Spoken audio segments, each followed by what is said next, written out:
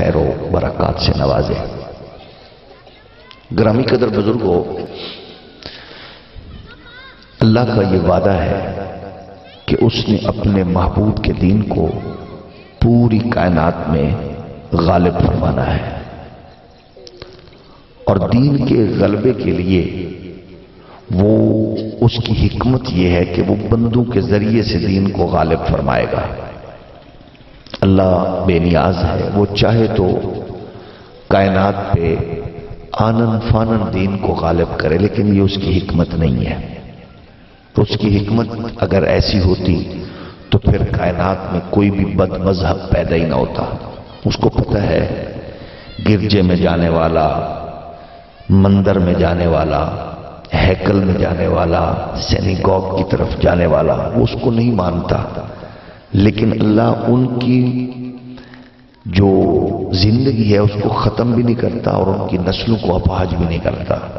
ان کو اللہ نے دونوں چیزیں دی ہیں، سوچ اور فکر کے ساتھ تقوی کی قوت بھی دی ہے، اور ان کے ہاں برائی کی طاقت بھی موجود ہے، راستے موجود ہیں، ہر ایک نے چلنا ہے۔ البتہ اللہ کی یہ ہے اس کا عدل، اور ایک ہے اس کی عنایات اور اس کی چاہت۔ عدل یہ ہے انسان میں دونوں چیزیں ہیں، برائی کا مادہ اور اچھائی کی طاقت، یہ اس کا عدل ہے۔ الذی خلقک فسواک فعدلک، اور اس کی چاہت یہ ہے کہ اس نے انسان کو خالی نہیں چھوڑا، اس کے لیے 1.25 لاکھ یا کم و بیش نبیوں کے لشکر کو کائنات میں اس کی تربیت کے لیے مبعوث فرمایا ہے۔ اس کی چاہت یہ ہے کہ بندہ میری طرف لوٹے، مجھے سمجھے، مجھے جانے، مجھے پہچانے، میرا اس کو پتہ ہو کہ میں کون ہوں، میرے ہاتھ میں کیا ہے اور میں کیا کر سکتا ہوں۔ ظاہر ہے یہ بتانے کے لیے اللہ نے نبیوں کو بھیجا ہے، رسولوں کو بھیجا ہے۔ تو ظاہر ہے جو آنے والا ہوتا ہے وہ جب تک جانتا نہیں ہوگا تو لوگوں کو بتا بھی نہیں سکتا، اور جنوائے گا کیسے؟ یہ وہ بنیادی نقطہ ہے جہاں آ کے بہت سے لوگ اپنی کم علمی یا ضد کی وجہ سے اڑ جاتے ہیں کہ جب نبی آئے تو وہ آئے ہی اس لیے کہ وہ قوم کو اپنے رب کی عظمتوں سے آشنا کریں۔ تو اب آپ بتائیے، آنے والا اگر جانتا ہی نہیں ہے تو وہ جنوائے گا کیسے؟ آنے والے کو علم ہی نہیں ہے تو وہ علم دے گا کیسے؟ کچھ بدقسمتی سے لوگ یہاں بریک کر گئے، یا یوں سمجھ لیں کہ ان کو سٹاپ لگ گیا، انہوں نے کہا نبی ان پڑھ ہے۔ اگر ان پڑھ ہے تو آیا کس لیے ہے؟ اگر نبی ان پڑھ ہے تو آیا کس لیے ہے؟ اگر آیا ہے اور تعلیم کے لیے تو پھر ان پڑھ کیسے ہے؟ یہ سوچنے والی بات ہے نا۔ یعنی استاذ بھی ہے، اسکول کا ہیڈ ماسٹر بھی ہے اور ہے ان پڑھ، تو وہ ماسٹر کیسے ہے؟ جب وہ ماسٹر ہے تو ان پڑھ کیسے ہے؟ تو جب ایک اسکول کا، پرائمری کا، مڈل کا، ہائر سیکنڈری کا استاذ ان پڑھ ممکن نہیں ہے، تو جو خود کہے انما بعثت معلما، میں ساری کائنات کا معلم بن کے آیا ہوں، وہ ان پڑھ کیسے ہے؟ یعنی یہ وہ خرابی ہے جس خرابی کی وجہ سے اسلام کی مقصدیت کی طرف انسان بڑھ نہیں سکتا۔ یعنی یہ وہ عالمی سازشیں ہیں کہ آپ کسی ایسی چیز میں جا کر کوئی ایسی حد لگا دیں کہ پورے سسٹم کو روک دیا جائے۔ اچھا، پھر جب وہ ان پڑھ ہے تو اس کا فلسفہ کیا ہے کہ آپ حدیث پڑھ کے کسی کو عالم کہتے ہیں۔ حضرت مولانا صاحب ہیں، یہ بہت بڑے عالم ہیں، کیا پڑھا جی؟ کیمسٹری پڑھی ہے، فزکس پڑھی ہے، بایو پڑھی ہے، میتھ پڑھی ہے؟ نہیں، حدیث پڑھی ہے۔ حدیث پڑھ کے کیا بن گئے؟ اس بات کو چھوڑ دیجئے کہ وہ دیوبندی ہے، وہ وہابی ہے، وہ سنی ہے، وہ کون ہے۔ حدیث پڑھ کے وہ کیا بنے؟ عالم۔ تو حدیث کیا ہے؟ حضور بولیں، کھائیں، پئیں، لیٹیں، چلیں، یہ حدیث ہے۔ اب خود سوچئے، جن کی باتوں کو یاد کر کے میرے جیسے بہت سے نکمے لوگ عالم کہلائے، تو کیا اس منبر کا تقاضا یہی ہے کہ میں جن کی باتوں کو یاد کر کے عالم بنا ہوں میں ان کو ان پڑھ کہوں؟ اس سے بڑی بدقسمتی کیا ہے؟ بھئی جن کی ایک ایک بات عقل و دانش کو عروج بخشتی ہے، یہ ہاں کچھ چیزیں ایسی ہوتی ہیں کہ میں اور آپ انسٹیٹیوشنز کے محتاج ہیں، ادارے کے محتاج ہیں۔ اچھا آپ دیکھیے آج سے سینکڑوں سال پہلے آج انسانیت کس عروج پر پہنچ گئی ہے، میڈیکل کی دنیا میں، انجینئرنگ کی دنیا میں، سائنس ٹیکنالوجی کی دنیا میں۔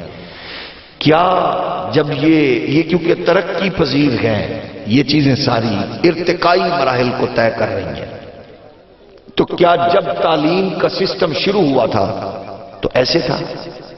یہ ایک سٹائل ہے، بدلتا ہے، ترقی کے مراحل کو طے کرتا ہے۔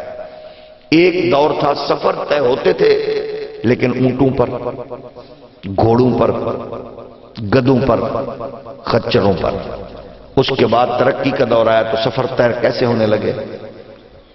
پھر گدا گاڑیاں بن گئیں، پھر اس کے بعد آگے چلیں تو آپ کو جدید مشینری مل گئی، پھر ایک دور ایسا آیا کہ آپ کو F-16 جیسی تیز رفتار چیزیں میسر آ گئی۔ آج ٹرینوں کی سپیڈ بھی یورپ میں بہت تیز ہے۔ مطلب یہ ہے کہ ترقی ہوتی گئی، سٹائل بدلتا گیا۔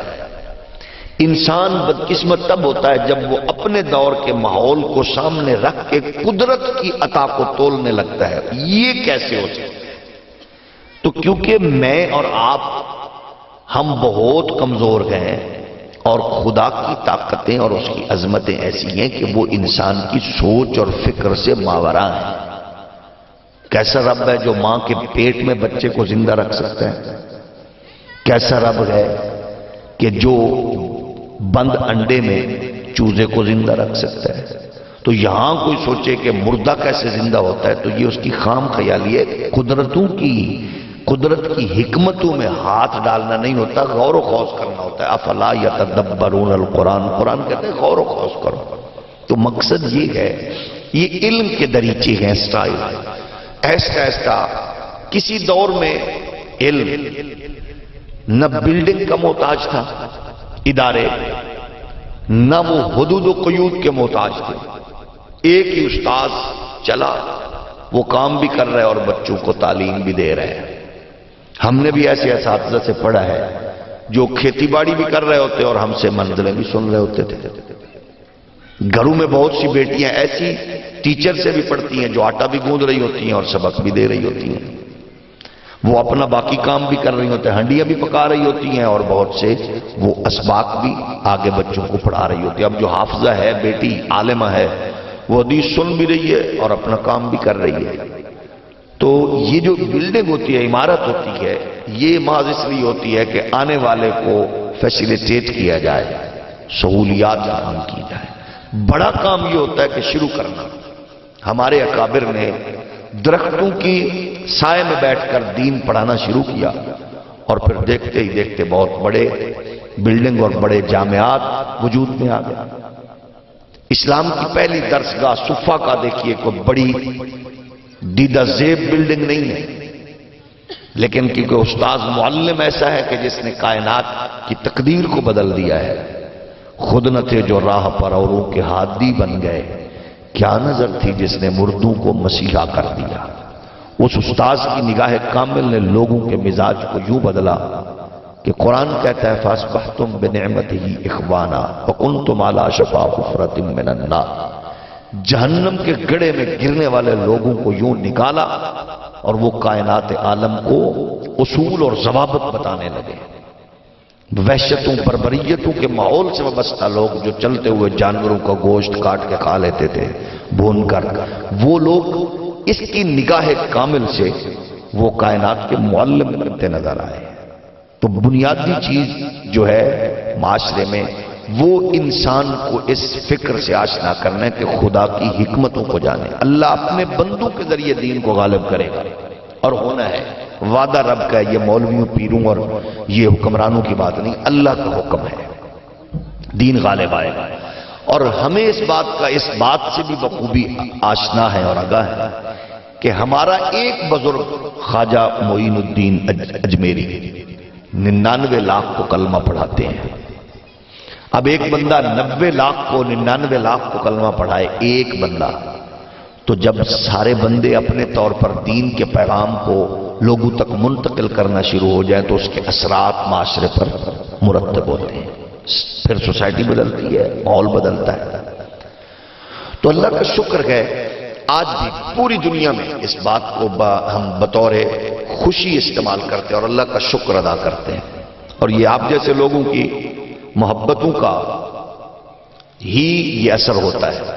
یہ یاد رکھیے، محراب و منبر سے وابستہ وہ آپ لوگوں کی محبت اور معاونت کا ہمیشہ طلبگار رہتا ہے. اور یہ توجہ دلانا دین کی طرف، اداروں کی طرف، یہ خود اللہ کے محبوب کی سنت ہے. اللہ کے محبوب کی یہ عادات کریمہ میں ہے. حضور نے لوگوں کی توجہات کو دین کی طرف مبذول کرایا، جہاد کے لیے اور اداروں کے لیے، قوموں کے لیے، اور جو بھی فلاح رفاع عامہ کے کام کے لیے توجہ دلوائی گئی ہے، یہ سرکار کی عادات کریمہ میں ہے. تو اس تصور کو سامنے رکھیں. آج پوری دنیا میں تعلیم کی پوزیشن کیا ہے اور ہمارے ملک میں کیا ہے؟ سرکاری اداروں میں، ہم سرکاری اداروں کو کرٹیسائز کرنا مناسب نہیں سمجھتے، لیکن پوزیشن کیا ہے؟ پوزیشن سرکاری اداروں کی یہ ہے کہ آپ کے اداروں کا سٹینڈرڈ انٹرنیشنل لیول پر دنیا کی 500 بڑی جامعات میں کوئی ایک بھی پاکستان کی یونیورسٹی شامل نہیں ہے. فیسز کا تناسب کیا ہے؟ بیٹیوں کی جہیز بک گئے، ماؤں کے زیور بک گئے، باپ کی مزدوری کرتے ہوئے کمر دوری ہو گئی.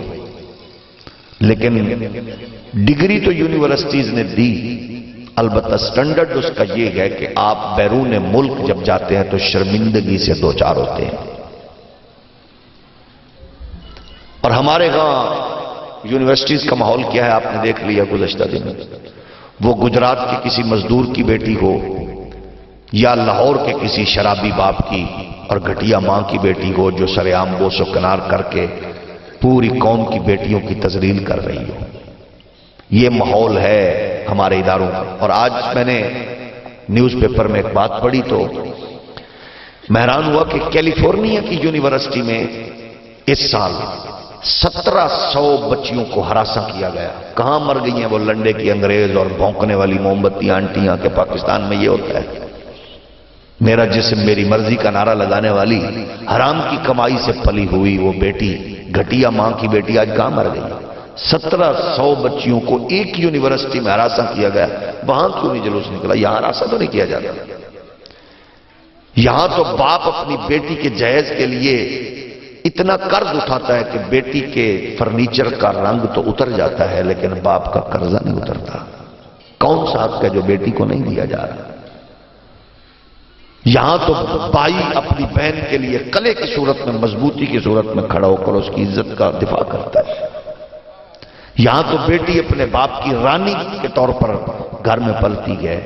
تو جس معاشرے میں حقوق نہیں ہے اس معاشرے کی تو بات کی جائے جہاں کتے کی زیادہ ویلیو ہے، رشتوں کا احساس نہیں ہے. آج بھی آپ دیکھیں نا کہ کورونا کی لہر پھر چلی، اللہ اس سے قوم کو بچائے. لیکن جہاں سے یہ چلائی جا رہی ہے اور جہاں سے اس کو مینٹین کیا جا رہا ہے وہاں اصل پرابلم اس کی یہ ہے کہ وہ جو اولڈ ایج کا کنسپٹ ہے یورپ میں، کیونکہ یورپ پس چکا ہے، بوڑھوں کو مدد کرتے کرتے پس چکا ہے. وہ اب بوڑھوں کو کورونا کی صورت میں ان کو فارغ کرنے کے چکر میں ہے. ایک پوری اس کے پیچھے یہ بھی گیم ہے. بہرحال بیماری تو ہے، احتیاط بھی ضروری اور الحمدللہ ہم کر بھی رہے ہیں. لیکن حالات یہ ہے کہ وہ دنیا پس چکی. آج بھی اگر یورپ بوڑھے لوگوں کی اسٹیٹ کی ذمہ داری صرف اٹھا لے تو کتے سے بدتر زندگی ہے یورپ میں بوڑھے بندے کی. کیونکہ یہ اسٹیٹ ذمہ دار ہے تو وہ بیچارے چل رہے ہیں. کیونکہ رشتوں کا احساس ختم ہے یورپ میں. باپ بیٹی سے پوچھ نہیں سکتا، بھائی بہن سے پوچھ نہیں سکتا، رشتوں کا احساس نہیں ہے. اور اللہ کی بے نیازی دیکھیے، اللہ اگر چاہتا تو بندوق کو پتھروں سے نکالتا. درختوں سے نکالتا، مٹی سے نکالتا۔ حضرت سیدنا موسیٰ کلیم اللہ فرماتے ہیں میں نے خود بارگاہ قدس میں عرض کی اللہ بندوق کو بندوق کے ذریعے تخلیق کرنے کا تیری حکمت کیا ہے؟ تو چاہتا تو بندوق کو ڈائریکٹ نکال دیتا۔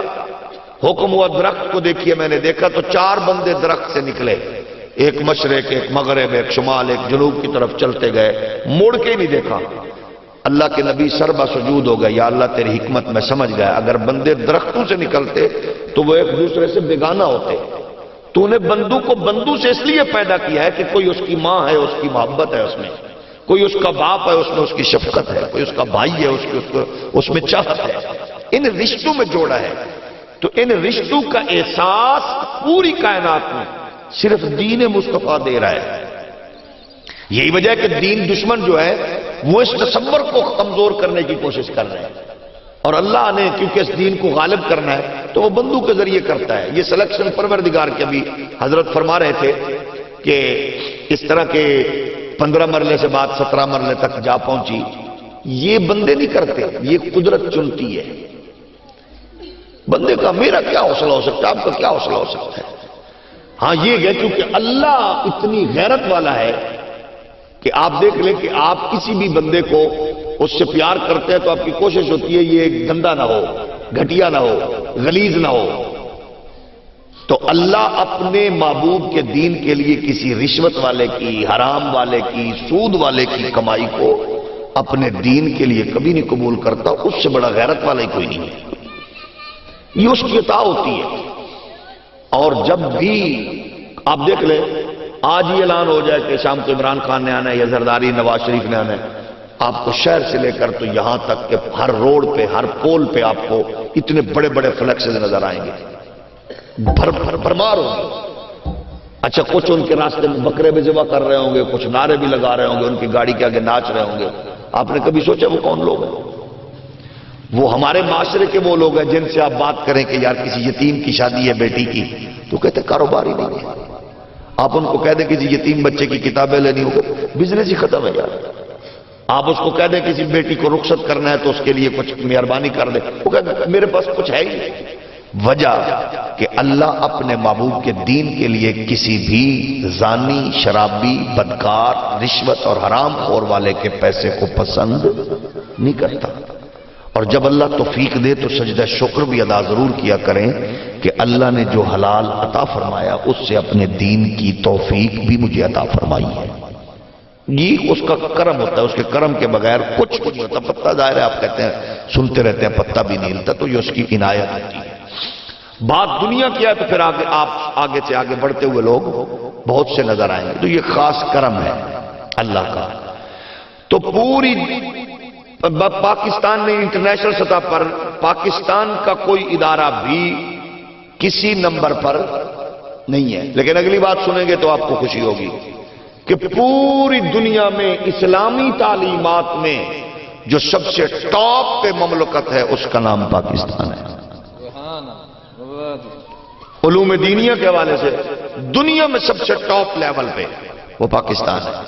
ایون کہ آپ حیران ہوں گے 19 امام ہیں حرم شریف کے، 19 ان 19 میں سے فی الوقت نہیں، ابھی 7 کو تو گرفتار کیا ہوا کیونکہ جو حق ہے وہ گرفتار ہوتا ہے۔ اب بھی ہمارے موجودہ امام صاحب نے ارشاد فرمایا کہ اب 10 تراویحیں ہوں گی، کیونکہ جو حکم بادشاہ نے کرنا ہے وہاں کے مولوی صاحب کا فرمان بھی وہی ہونا ہے۔ اللہ ایسے دین سے بھی نجات عطا فرمایا کہ جہاں محراب و منبر چودھری، حاکم، مالک اور سردار کے خواہش کے مطابق چلے، وہاں دین کا رزلٹ یہ نکلتا ہے کہ پھر 80 لاکھ کشمیریوں کا دشمن، 20,000 مسلمانوں کا قاتل مودی سول ایوارڈ لیتا ہوا نظر آتا ہے شاہ سلمان سے، اور سدیس کی زبان پہ تالا لگا نظر آتا ہے۔ پھر یو اے ای کے تمام سرکاری مولوی چپ ہوتے ہیں اور پھر مندر بنا کے چابیاں مودی کے سپرد کی جاتی ہیں۔ یہ ہے اسلام کا وہ بدقسمتی سے حکمرانوں کی وجہ سے زوال۔ لیکن کیونکہ ہمیں حکمرانوں نے اسلام نہیں دیا، ہمیں دیا ہے امام علی الحق، ہمیں دیا ہے حضرت احمد رضا، ہمیں دیا ہے سیدنا مہر علی، حضرت امیر ملت شاہ لاسانی، نور محمد چوراہی، حضرت خواجہ معین الدین داتا علی حجویری جیسے لوگوں نے. اس لیے یہ بات تو مائیکل ایچ ہارٹ نے بھی بیان کی، اور یہ بات موسیو سیڈیو نے بھی بیان کی، اور یہ بات ایڈورڈ گبن نے بھی بیان کی ہے کہ اسلامی جب سیاسی اسلام کمزور ہوتا ہے تو روحانی اسلام اس کو پاور فراہم کرتا ہے. روحانی اسلام کیا ہے؟ یہی جو مساجد محراب و منبر کی صدا ہے، یہ اس کو طاقت بخشتی ہے.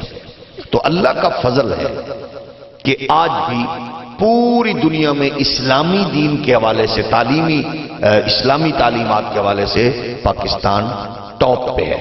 تو میں یہ عرض کر رہا تھا کہ اس میں 7 ائمہ جو ہیں وہ پاکستان کے استاذ کے شاگرد ہیں. وہاں کے ائمہ بھی تعلیمات میں پاکستان ٹاپ پہ ہے الحمدللہ.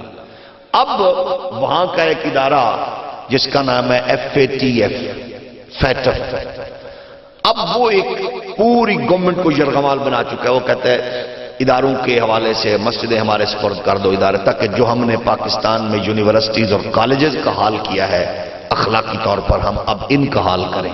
لیکن ظاہر ہے وہ کر نہیں سکتے. محراب و منبر یہ جو علم ہوتا ہے یہ اداروں کا نام نہیں ہے الحمدللہ، یہ اس استاذ کا نام ہے جو محنت کر رہا ہے خلوص کے ساتھ. تو وہ جہاں بھی جائیں گے وہیں طالب علم جائیں گے. تو ان کو پرابلم یہ، وہ کہتے ہیں جی ان کی معاونت کون کر رہا ہے، سرپرستی کون کر رہا ہے، یہ ان کو پرابلم ہے. لیکن کیونکہ کام دین کا ہے، لینے والا اللہ ہے، اور اس نے اپنے بندوں کو منتخب کرنا ہے، چننا ہے، اور چن لیا ہے. یہ اس کا خاص کرم ہے، اس کی عنایات.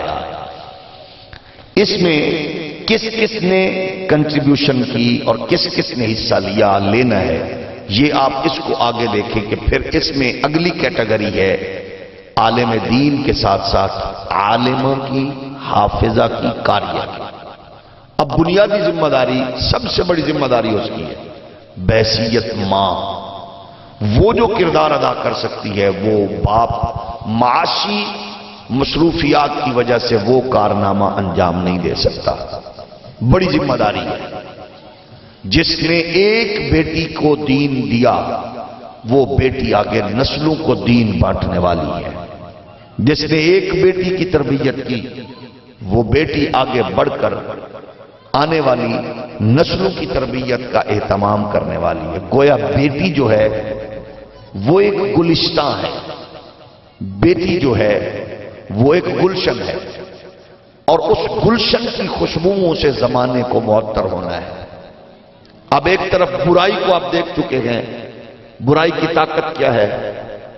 فحاشی، عریانی، فلمی ڈائیلاگ، ڈراموں کے کفریہ، گھٹیا، حیا باختہ سین، پھر سوشل میڈیا کا یہ طوفان، یہ ساری چیزوں کو بربادی کی طرف لے کے جا رہا ہے. اس کے لیے ہم نے طاقت